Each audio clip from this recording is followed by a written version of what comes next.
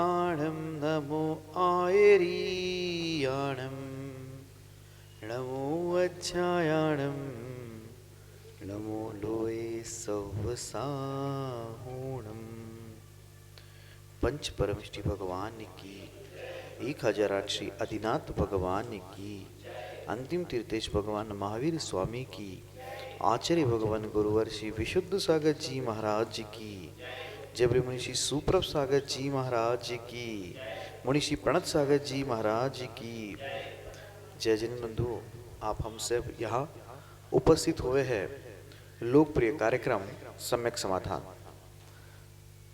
जैसा इसका नाम है सम्यक समाधान, सब लोग आप सोच रहे होंगे कि क्या नाम रखा है, शंका समाधान भी हो सकता था, लेकिन ये सम्यक समाधान क्यों?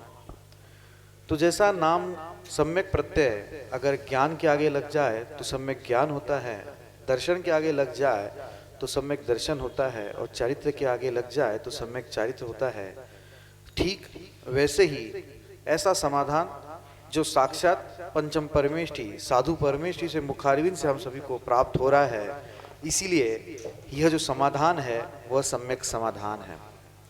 प्रतिदिन की भांति देश विदेश के लोगों के जो मन में उठने वाले विकल्प है, उन विकल्प को हम लोग व्हाट्सएप के द्वारा एकत्रित करते हुए मुनिश्री के चरणों तक पहुंचाते हैं एवं मुनिश्री से उसका सम्यक समाधान प्राप्त करते हैं।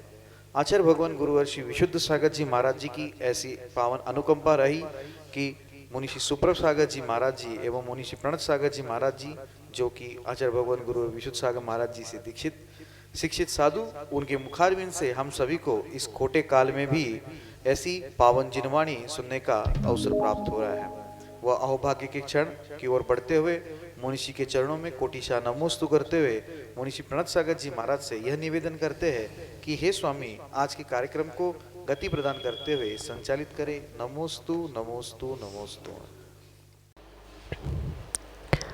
आदिम तीर्थंकर प्रभु आदिनाथ मुनिनाथ, आदि व्याधि अगमग मिटे तव पद में मम मात। चरण शरण है आपके, तारण तरण जहाज। भवदधि तट तक ले चलो, करुणा कर जिन राज।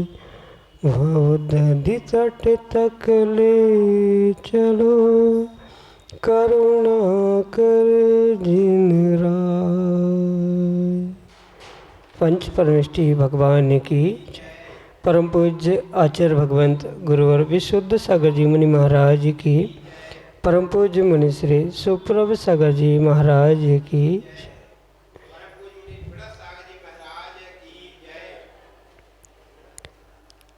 एक छोटा सा कांटा जिस प्रकार पूरे शरीर को कष्ट देता है, और यदि वह कांटा समय पर ना निकाला जाए तो वही कांटा कैंसर के रूप में परिणत हो जाता है, जो कि हमारी इस पर्याय को नष्ट कर भी सकता है। ठीक उसी प्रकार से एक छोटा सा विकल्प हमारी आत्मा को अनंत संसार में अनंत पर्यायों में भटका सकता है। आवश्यकता अपने उस विकल्प को समीचीनता प्रदान करने की है, क्योंकि यदि हमारा विकल्प समीचीन है तो वही समीचीन विकल्प हमारे कल्याण का मार्ग खोल देता है। और यदि उस समीचीन विकल्प का सम्यक समाधान किसी निर्ग्रंथ गुरु से प्राप्त हो जाए तो निश्चित ही वह हमारे मोक्ष मार्ग में साधन बन जाता है। ऐसे आत्मकल्याण की प्राप्ति का एकमात्र कार्यकारी उपाय समीचीन विकल्पों का सम्यक समाधान, जो कि हम सभी प्रतिदिन आगम के परिप्रेक्ष्य में परम पूज्य मुनिश्री सुप्रभ सागर जी महाराज के मुखारबिंदु से प्राप्त कर रहे हैं। प्रारंभ करते हैं आज का सम्यक समाधान। और आज के पहले विकल्प के लिए रिनी जैन जतारा मध्य प्रदेश से मुनिश्री के श्री चरणों में बारंबार नमोस्तु निवेदित करते हुए अपना समीचीन विकल्प रख रहे हैं कि महाराज जी सच्चे देवशास्त्र गुरु की विनय कैसे करें। हमारे समीचीन विकल्प का सम्यक समाधान करने की अनुकंपा करें। नमोस्तु महाराज जी, नमोस्तु। ओम नमः सिद्धम। परम पूज्य आचार्य भगवान गुरुवर विशुद्ध सागर जी महाराज की।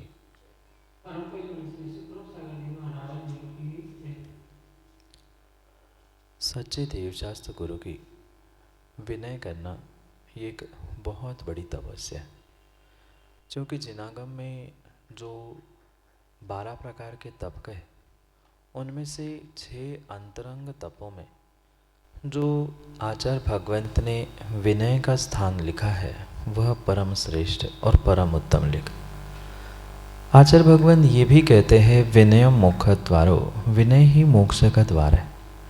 और उस विनय तप या विनय को करने के लिए मात्र एक प्रकार से वह विनय नहीं होती, अपितु अनेक प्रकार से जीव सच्चे देवशास्त्र गुरु की विनय कर सकता है। और उसकी मुख्यता से प्रकार अगर समझे तो ही जीव उन सच्चे देवशास्त्र गुरु के विनय को प्राप्त करने का प्रयास कर सकता है। जैसे कायिक विनय होती है, वाचनिक विनय होती है, मानसिक विनय होती है और चौथा उपचार विनय भी हुआ कर। यानी शरीर से हाथ जोड़ना, उनके पीछे पीछे चलना, उनके नीचे नीचे रहना, यानी उनसे आगे आगे नहीं चलना, आगे आगे बात नहीं करना, उनकी आज्ञा में ही रहना, आज्ञा में ही चलना, ये जो कार्य हुआ करता है उसे कायिक यानी शरीर से की जाने वाली विनय कही जाती। उनको नमस्कार करना, उनके चरण स्पर्श करते रहना, समय समय पर उनके यथायोग्य वैयावृत्ति के लिए प्रवृत्त होते रहना, ये एक शरीर से होने वाली वैयावृत्ति या शरीर से होने वाली विनय कही जाती।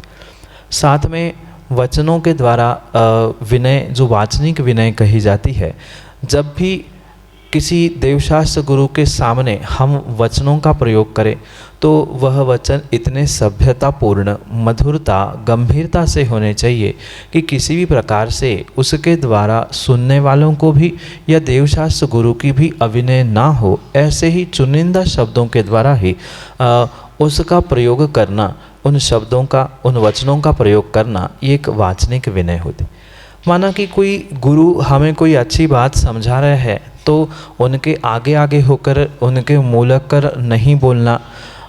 साथ में जो शब्दों का प्रयोग या कोई वाक्य हम उनसे संबोधित कर रहे हैं तो हे भगवान, हे गुरु भगवान, हे मुनिश्री, हे भगवान आदि आदि रूप प्रत्येक संबोधन से पूर्व व्यवस्थित, प्रत्येक वाक्य के पूर्व व्यवस्थित संबोधन के द्वारा उसको हम व्यवस्थित विनय के रूप में ढाल सकते हैं। ये एक वाचनिक विनय हो गई। फिर मानसिक विनय यानी मन में भी बिल्कुल विनय पूर्वक ही हमें भावों को संजोने की आवश्यकता है। यानी कि जैसे शरीर नम्र होता है विनय करते समय, वचनों की भी प्रवृत्ति नम्र होती है, ऐसे मन में भी शुद्ध भावों के द्वारा जितनी नम्रता होगी उतना ही वह विशेष विशेष विनय को जीव प्राप्त होगा। इसलिए मात्र कुछ ही स्पेसिफिक नियमों में उस विनय को नहीं बांधा जा सकता, पर शारीरिक, मानसिक और वाचनिक विनय में जितनी जितनी नम्रता होगी, जितनी सरलता और जितनी सहजता होगी, उतना ही उतना वह विनय के लिए श्रेष्ठतम कार्य होगा, या उसे ही आचार्य भगवंतों ने विनय कही। क्योंकि झुकना, नम्रता रखना, यही एक विनय का गुण कहा जाता है। इसलिए ये मन, वचन और काय से की जाती है।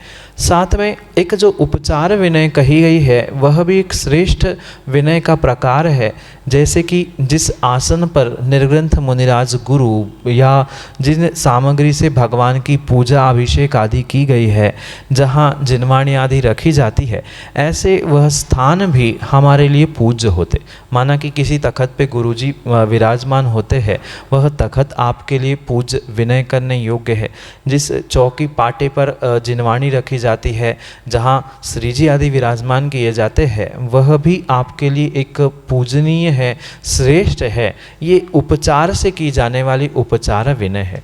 मात्र इतना ही नहीं, अपितु जो देवशास्त्र गुरु है, सच्चे देवशास्त्र गुरु है, उनके साथ साथ हम जो कार्य कर रहे हैं उन कार्यों को भी इतना विवेक से करें जिसके कारण से किसी भी प्रकार से उनका अविनय नहीं हो, अपमान नहीं हो।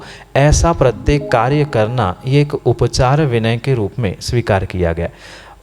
पाटे, तखत, चौकी, साथ में उनके चलते उठते बैठते समय, उनसे बात करते समय जितनी लघुता का, नम्रता का परिचय देंगे वह उतना ही उनकी विनय के लिए परिपूर्ण निमित्त बनने वाला हो सकता है।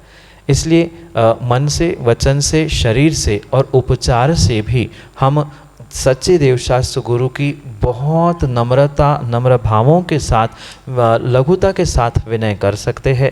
जो जो सामग्री सच्चे देवशास्त्र गुरु ने प्रयोग की है या प्रयोग में वे ला रहे हैं, उनको भी हम पूज्य मानते हुए, भले ही उनको भगवान गुरु जैसी पूजा करने की आवश्यकता नहीं है, पर उनका भी सम्मान रखते हुए उस सामग्री को, उनसे कभी ऊंचे आसन पर नहीं बैठेंगे, उनके कभी आगे आगे नहीं बोलेंगे। हाँ, क्वचित कदाचित कुछ विषमता है तो बात भिन्न है, पर सामान्य रूप से उनके आसन से आसन छोटा कम होना, साथ में उनके बोलते समय शुद्धता से और विनय के साथ, नम्रता के साथ उनकी बातों को, आज्ञा को स्वीकार करना, ये सब कुछ सच्चे देवशास्त्र गुरु की विनय हो सकती है। और यही वास्तव में मोक्ष को देने वाला श्रेष्ठतम तप, अंतरंग तप आचार्य भगवंतों ने कहा है, जो कि आपके लिए सम्यक समाधान से।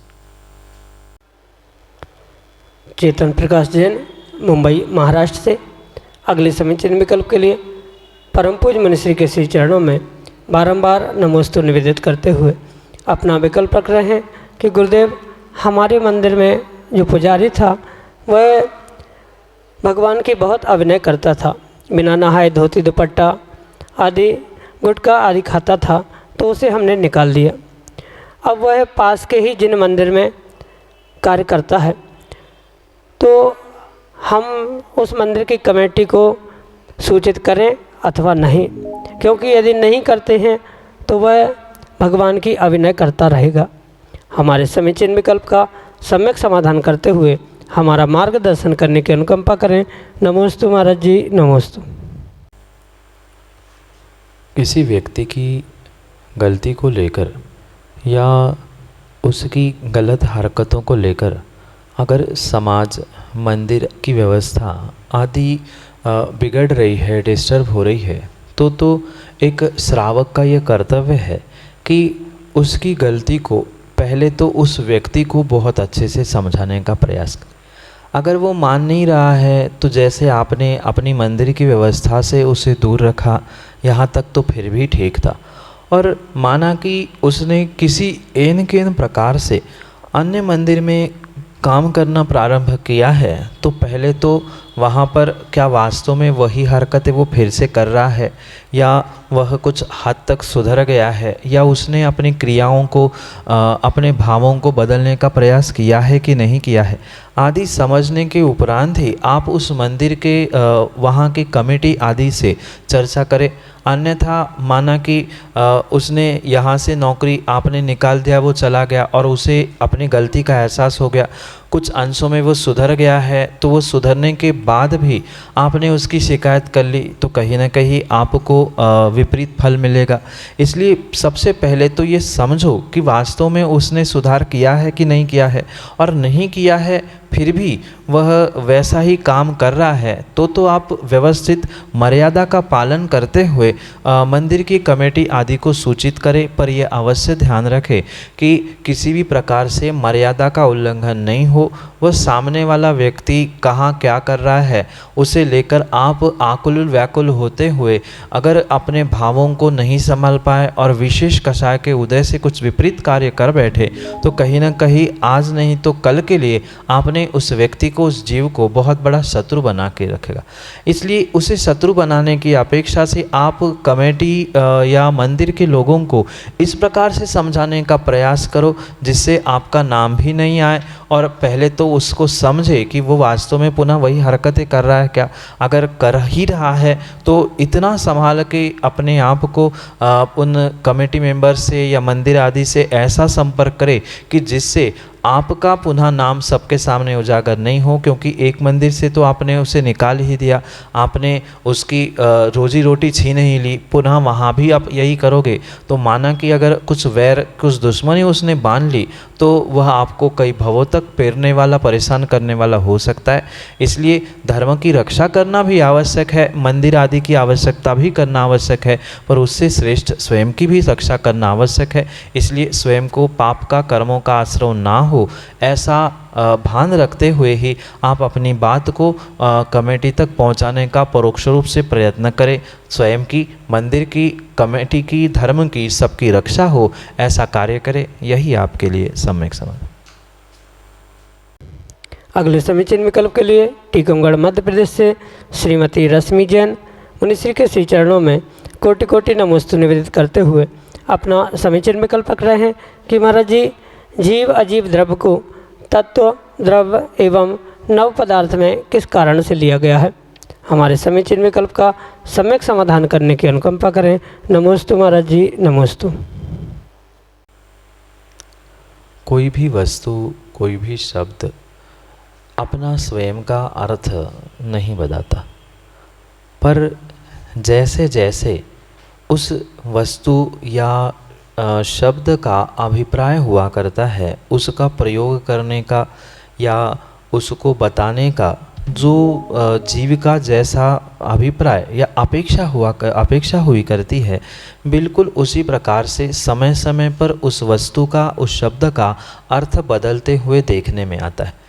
भले ही वस्तु वही होती है, पर वही वस्तु का कौन से समय में, कौन से स्थान पर, किस अपेक्षा से, किसके लिए प्रयोग किया गया है, वह अभिप्राय, वह द्रव्य क्षेत्र, काल भाव की परिस्थिति आदि आदि समझने के उपरांत ही सच्चा निर्णय करके वह शब्द क्या है, वह वस्तु क्या है और ऐसा उसका प्रयोग क्यों किया, ये समझने की आवश्यक।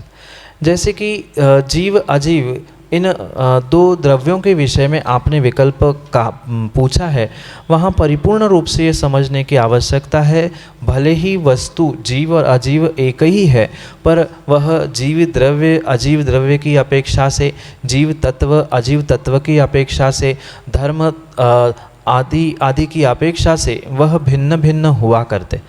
इसलिए ये समझे कि जो भी ये व्यवस्थाएं हैं, कहीं ना कहीं वहाँ पर अभिप्राय भिन्न होने के कारण से ही उसे हमने समझने का प्रयास किया। जैसे कि सामान्य रूप से स्वभाव की जब चर्चा होगी तब उसे जीव तत्व या अजीव तत्व कहा जाएगा। जब पर्यायों के उत्पाद व्यय को सामने रखते हुए जब वस्तु का कथन किया जाएगा तो वह जीव द्रव्य अजीव द्रव्य की अपेक्षा से समझा जाएगा।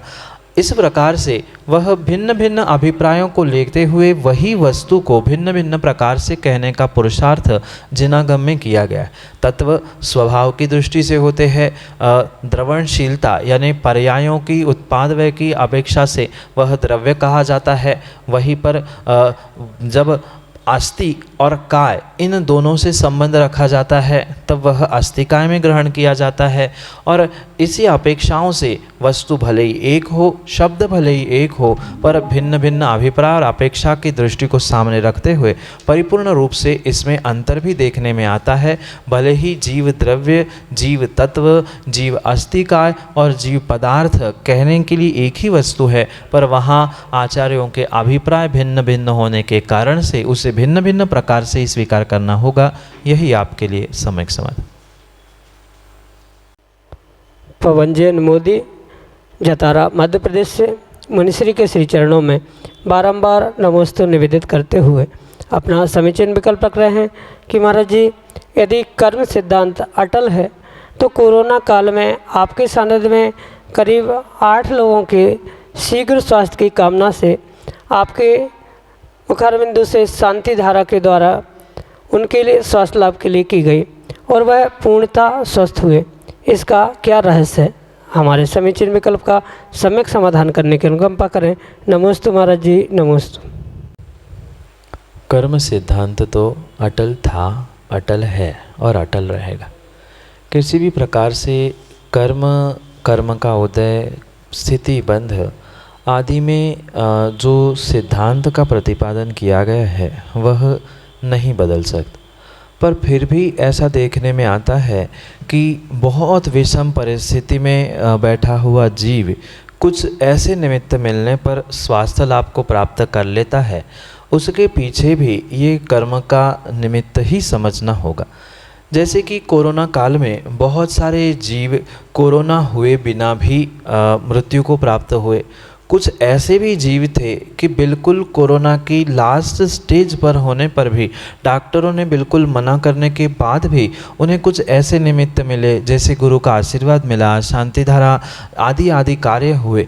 तो ये कहीं ना कहीं जीव का वैसा ही कर्म का उदय था। अंतर इतना था कि उसके बारे में सच्चा बोध छद्मस्त जीव को, संसारी जीव को नहीं होने के कारण से वह उसका सच्चा निर्णय नहीं कर पाता।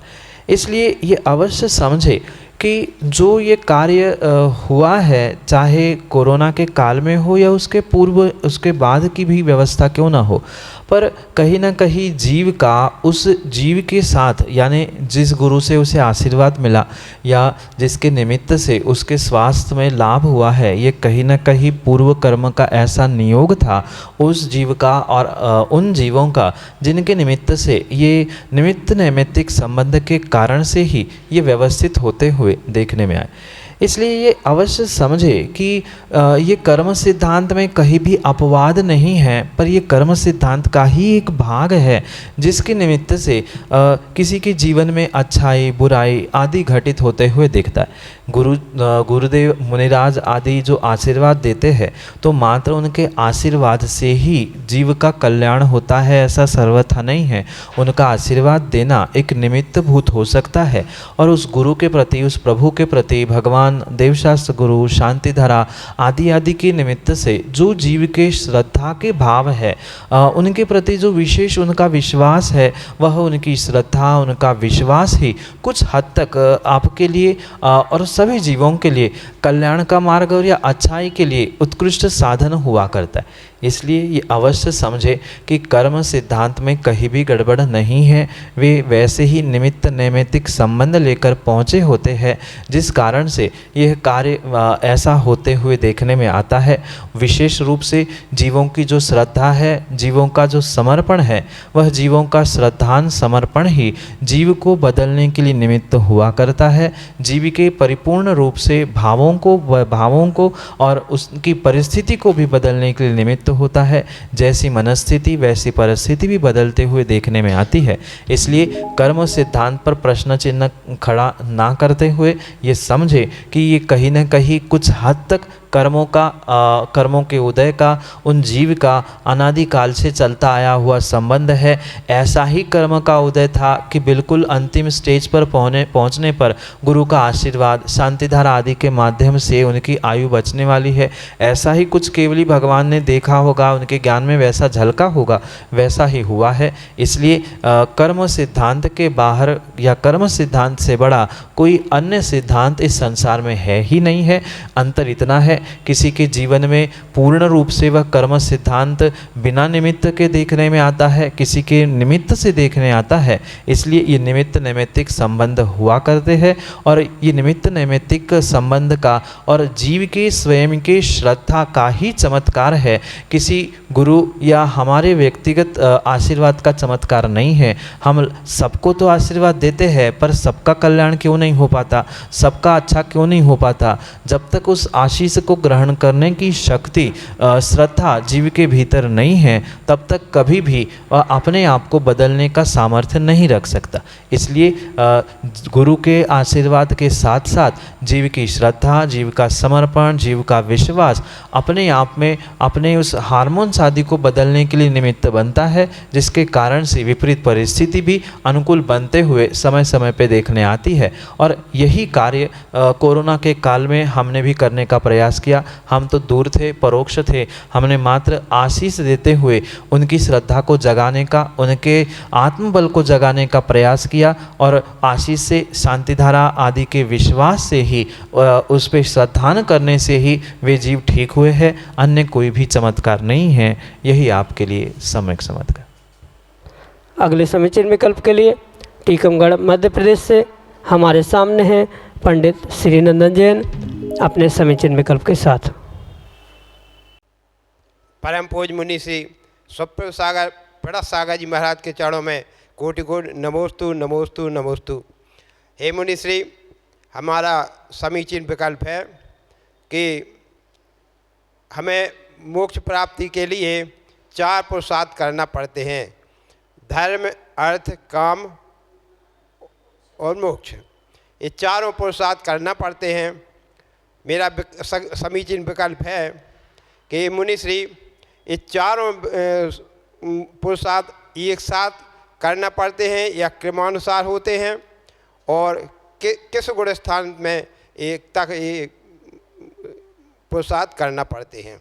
नमोस्तु महाराज, नमोस्तु नमोस्तु। जिनागम में जो 4 प्रकार के पुरुषार्थ की व्याख्या की है, वे 4 प्रकार के पुरुषार्थ भले ही आपको भिन्न भिन्न प्रकार के लग रहे हैं, पर वास्तविकता में वह जीव के कल्याण के लिए ही दिए गए एक के बाद एक क्रम रूप बताए गए वे पुरुषार्थ हैं।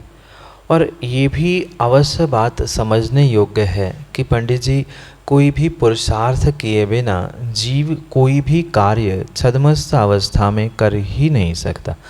और छद्मस्त तो दूर है, बाद में भी जीव को पुरुषार्थ तो करना ही पड़ता है, चाहे सिद्ध बने हो। पर वहाँ पुरुषार्थ, ये 4 पुरुषार्थ रूप भले ही नहीं है, पर जीव बुद्धिपूर्वक जो कार्य इस संसार अवस्था में करता है उन्हें तो 4 पुरुषार्थों में विभाजित किया गया है। पर उसके अलावा भी बिना पुरुषार्थ के कोई भी फल नहीं मिलता। इतना ही नहीं, जो निगोदिया भी जीव होते हैं, वे निगोदिया जीव भी बिना पुरुषार्थ के निगोद से नहीं निकलते।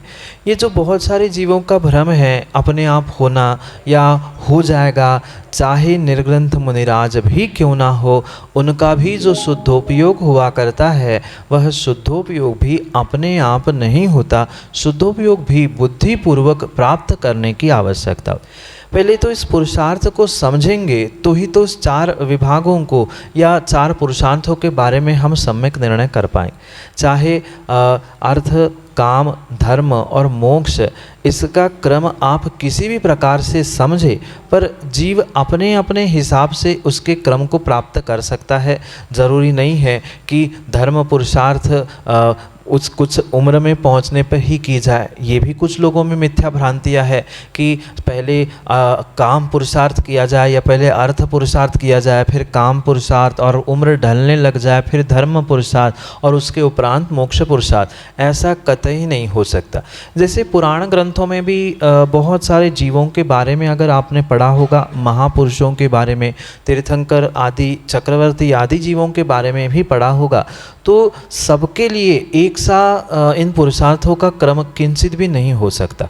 जैसे जीव की स्वयं की अनुकूलता है या जैसे स्वयं के लिए वह अपने कल्याण के मार्ग पर बढ़ने का प्रयास करता है, बिल्कुल वैसे वैसे ही वह पुरुषार्थ को प्राप्त करता है। जो मिथ्या दृष्टि जीव है, जिसने अभी तक कभी भी सम्यक प्राप्त किया ही नहीं है, ऐसे अनादि मिथ्या दृष्टि जीव के साथ कभी भी वह आगे के धर्म पुरुषार्थ और मोक्ष पुरुषार्थ घटित होंगे ही नहीं।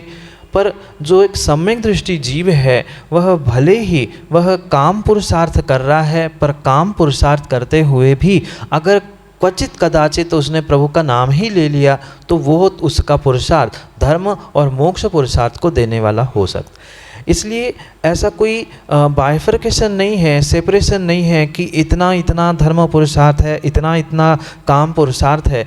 एक समय में भी जीव बहुत कुछ कार्य कर सकता है। जैसे कि धर्म पुरुषार्थ करते करते वह मोक्ष पुरुषार्थ भी कर सकता है, धर्म ध्यान करते करते ही वह मोक्ष को प्राप्त करने का पुरुषार्थ भी कर सकता है। ज़रूरी नहीं है कि धर्म पुरुषार्थ के उपरांत मोक्ष पुरुषार्थ किया जाए।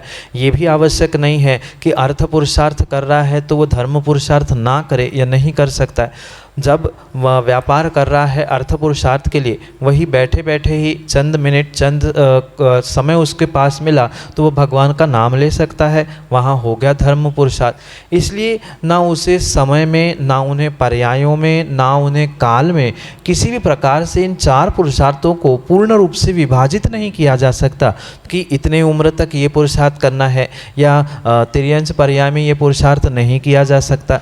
तिर्यंच पर्याय में भी जीव अपने चारों पुरुषार्थों को प्राप्त कर सकता है। हाँ, वहाँ मोक्ष नहीं होगा ये पक्का, पर पुरुषार्थ करने में क्या कमी है। जैसे तिर्यंच जीवों ने पुरुषार्थ करते हुए परिपूर्ण रूप से अणुव्रत ग्रहण कर लिए, ये कथनचित कहीं ना कहीं मोक्ष पुरुषार्थ ही किया था, वह धर्म से ही जुड़ा था, इसलिए धर्म पुरुषार्थ भी हुआ था। वहाँ भले ही अर्थ पुरुषार्थ नहीं था, पर कहीं ना कहीं वह काम पुरुषार्थ में संलग्न था, तभी तो उसने अगले कार्य को प्राप्त किया, अगले संतान आदि को जन्म दिया। इसलिए ये समझना होगा कि किसके लिए कितना कब करना ऐसा कोई भी नहीं है। जीव अपने कल्याण के मार्ग को समझते हुए, जीव की भवितव्यता को जानते हुए वह अनेक प्रकार के समय समय पे पुरुषार्थ कर सकता है।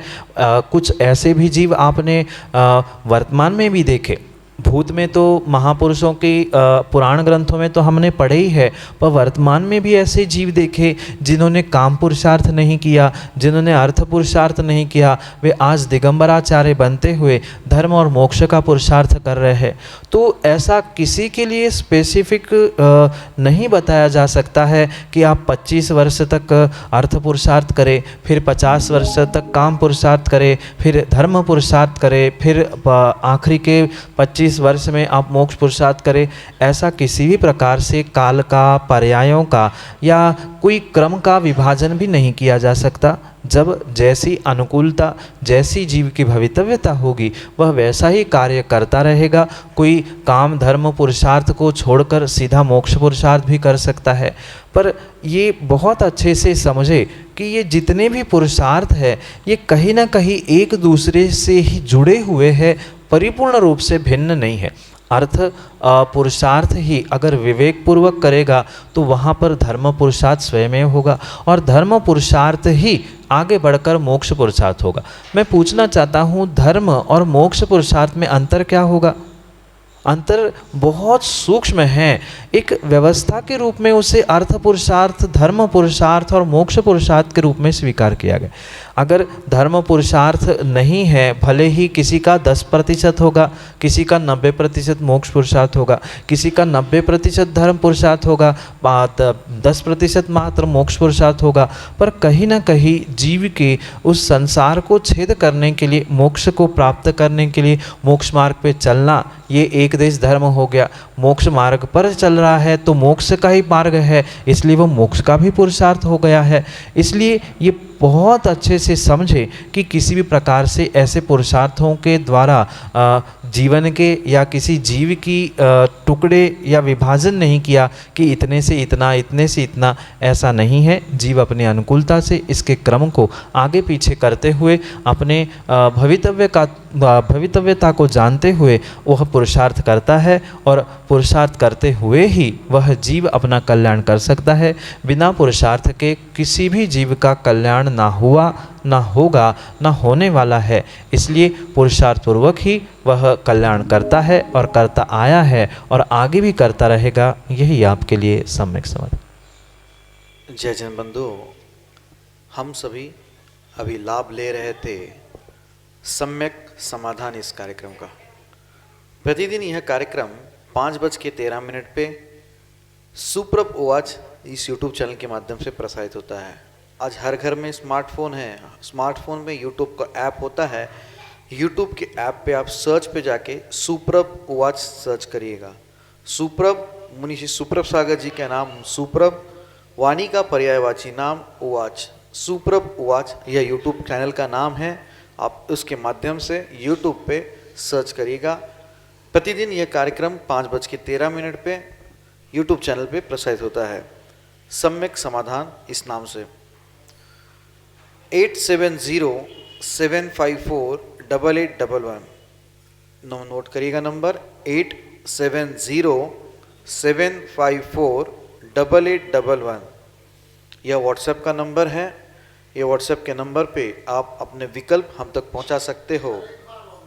8707548811 यह व्हाट्सएप का नंबर पे आप अपने ऑडियो मैसेज, वीडियो मैसेज या टेक्स्ट मैसेज या इमेज के साथ अपना विकल्प हम तक पहुंचा सकते हैं। कार्यक्रम में वो सम्मिलित करते हुए उसके सम्यक समाधान आपको YouTube के माध्यम के द्वारा सुनाए जाएंगे।